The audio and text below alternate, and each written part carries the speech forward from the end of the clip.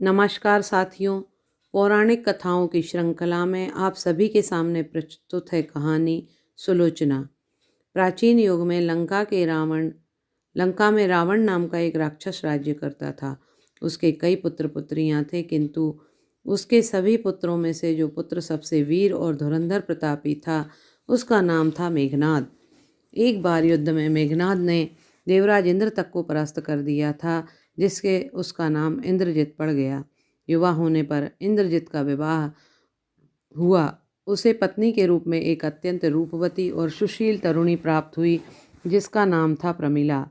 यह तरुणी प्रमिला अपने सुंदर नेत्रों के कारण सुलोचना के नाम से भी विख्यात है। विवाह के बाद लंका के राजमहल में दूर एकांत में एक सुंदर भवन बनाकर इंद्रजित प्रमिला के साथ आनंदपूर्वक जीवन बिताने लगा। भवन के चारों ओर सुंदर फूलों का एक बाग था। सुलोचना स्वयं प्रतिदिन विभिन्न रंगों के फूलों की एक माला गूंथती और उसे पति को पहना देती। इससे इंद्रजित को अपार आनंद प्राप्त होता था। पति पर सुलोचना का बहुत अनुराग था। वह सदैव अपने पति को प्रसन्न देखना चाहती थी, इसलिए हर समय तरह तरह से पति सेवा में लगी रहती। इंद्रजित जब शिकार खेलकर वापस आता तो देखता कि प्रमिला फूलों की माला हाथ में थामे उसके स्वागत में द्वार पर खड़ी है। सुलोचना के अथाह प्रेम को देखकर इंद्रजित का मन गदगद हो उठता। उन दिनों राम रावण युद्ध हो रहा था। एक एक कर रावण के कई पुत्र रण क्षेत्र में मारे जा चुके थे, पर इंद्रजित उस स्थान से बहुत दूर था, अतः उसे इस युद्ध से कोई विशेष खबर न थी। दूसरे वह यह जानता था कि उसका पिता रावण महाप्रतापी है और उसे युद्ध में परास्त कर सकना देवताओं के लिए भी आसान नहीं है। एक दिन इंद्रजित शिकार खेलने गया हुआ था। सुलोचना बाग में बैठी फूलों की माला गुथ रही थी। सहसा उसकी एक दासी ने खबर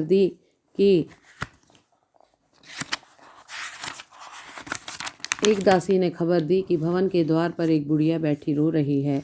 वह युवराज इंद्रजित से मिलना चाहती है। सुलोचना ने तुरंत उस बुढ़िया को भीतर बुलाया।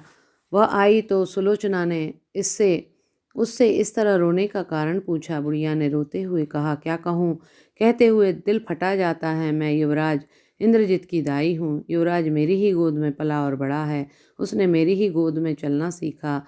अब उसी बेटे जैसे युवराज को मैं इतनी बुरी खबर कैसे सुनाऊँ? आप क्या कहना चाहती हैं? सुलोचना ने आग्रह किया। लंकापति रावण के एक बहुत बड़े शत्रु राम ने युवराज के सभी भाइयों को युद्ध में मार गिराया है। सुलोचना को विश्वास ही न हुआ। उसके परमवीर देवरों को भी भला कोई युद्ध में मार सकता है, पर बुढ़िया के बार बार कहने पर उसे यकीन करना ही पड़ा।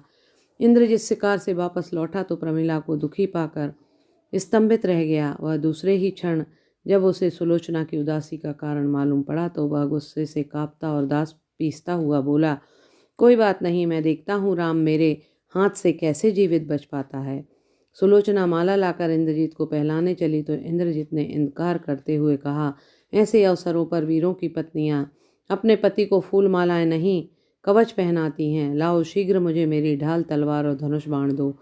पलक झपकते सुलोचना सारी सामग्री ले आई और बड़े प्रेम से एक एक अस्त्र पति के बदन पर सजाकर बोली, मैं भी आपके साथ चलूंगी। तुम क्या करोगी वहां जाकर? अपने पति के दुश्मनों का नाश? नहीं, तुम्हें जाने की आवश्यकता नहीं, उसके लिए मैं अकेला ही काफ़ी हूँ। पति के इनकार कर देने से सुलोचना का दिल टूट गया। उसके आंखों से आंसू आ गए। यह देखकर इंद्रजित बोला, तुम आंखों में आंसू भरकर मुझे रण क्षेत्र के लिए विदा कर रही हो?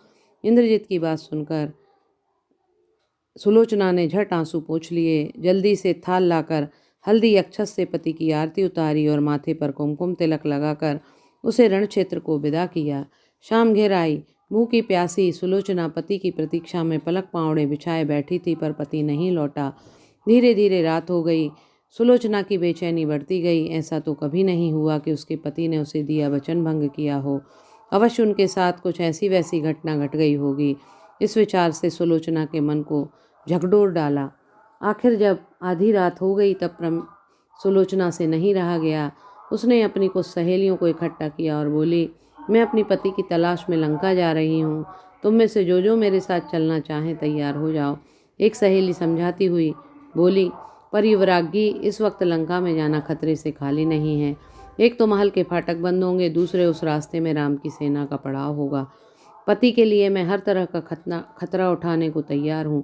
एक तो राम इतना कायर ना होगा कि किसी स्त्री पर वार करे, दूसरे अगर वह ऐसी चेष्टा करे भी तो जब तक इस शरीर में रक्त की बूंद भी रहेगी मैं उसका मुकाबला करूंगी। सुलोचना दृढ़ता से बोली, अगर तुम में से कोई भी मेरे साथ ना चलना चाहे तो मैं अकेली ही चली जाऊंगी। सुलोचना का यह दृढ़ निश्चय सुनकर सहेलियों को झुकना पड़ा। कुछ देर बाद रंग बिरंगे वस्त्राभूषण और अस्त्र शस्त्र से सुसज्जित होकर घोड़ों पर सवार स्त्रियों की एक छोटी सी सेना लंका की ओर चढ़ पड़ी। सबसे आगे थी सुलोचना, उसका चेहरा तेज से चमक रहा था।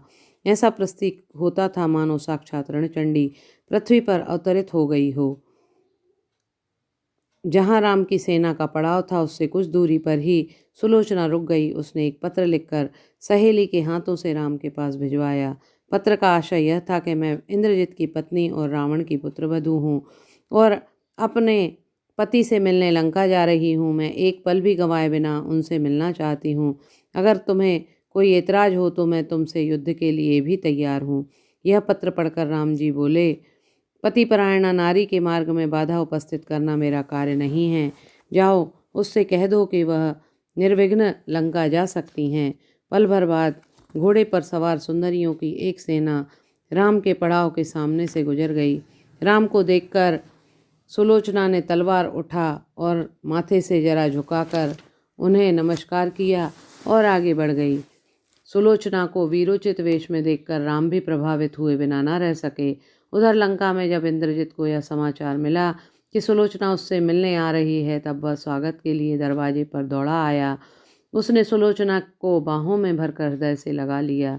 दूसरे दिन इंद्रजित युद्ध में जाने के लिए तैयार हुआ तो सुलोचना ने वीर पुरुषों के कई उदाहरण देकर उनका उत्साह बढ़ाया। मेघनाद के युद्ध में चले जाने के बाद स्वयं प्रमिला ने अपने पति के विजय के लिए माता पार्वती से प्रार्थना की।